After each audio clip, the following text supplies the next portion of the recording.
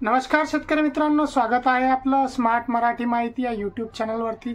मित्रांनो, बरेच दिवसापासून एक चर्चा रंगत होती की जी नमो शेतकरी योजना होती, जे पीएम किसान योजनेच्या धर्तीवरती आपल्या महाराष्ट्र सरकारने देखील नमो शेतकरी योजना एक सुरू केली होती, जी आहे ती सीएम किसान नावाने देखील ओळखल्या जाते।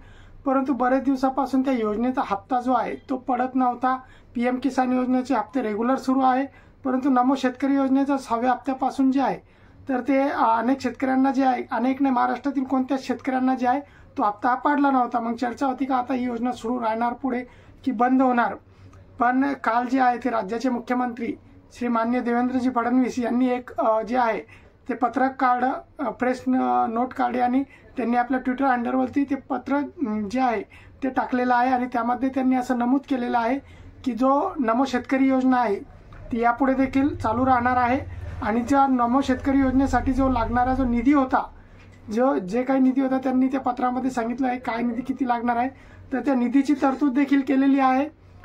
केंद्र सरकारने देखील त्यामध्ये निधी जे आहे तो वितरित केलेला आहे आणि त्यामध्ये राज्य सरकार निधीची तरतूद देखील झालेली आहे, तसं त्यांनी त्या प्रेस नोटमध्ये नमूद देखील केलेलं आहे। परंतु आता सर्वात महत्त्वाचा मुद्दा म्हणजे जे 6वा हप्ता आहे तो शेतकऱ्यांच्या खात्यावरती जमा कधी होणार आहे, तर ते देखील त्यांनी सांगितलेला होता की आजपासून जे आहे म्हणजे 29 मार्च 2025 पासून जे आहे ते शेतकऱ्यांच्या खात्यावरती जो नमो शेतकरी योजनेचा 6वा हप्ता जमा होण्यास सुरुवात होणार होती। परंतु अजूनपर्यंत देखील कोणत्या शेतकऱ्यांच्या खात्यावरती ही रक्कम जमा झालेली नाही आहे। कदाचित उद्या जे आहे ते देशाचे जे पंतप्रधान आहे श्री नरेंद्रजी मोदी यांचा नागपूर जे दौरा आहे ते नागपूर दौऱ्याचं औचित्य साधून कदाचित जे आहे ते उद्या हे जे 6वा हप्ता आहे नमो शेतकरी योजनेचा, त्या 6व्या हप्त्याची रक्कम जी आहे ती शेतकऱ्यांच्या खात्यावरती वितरित केली जाऊ शकते।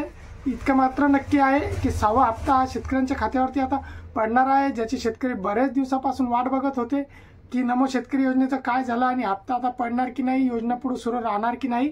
तर मुख्यमंत्र्यांनी याबाबत सर्व काही बाबी स्पष्ट केलेल्या आहे आणि योजना ही पुढे सुरू राहणार आणि हप्ता देखील असाच पुढे सुरू राहणार आहे।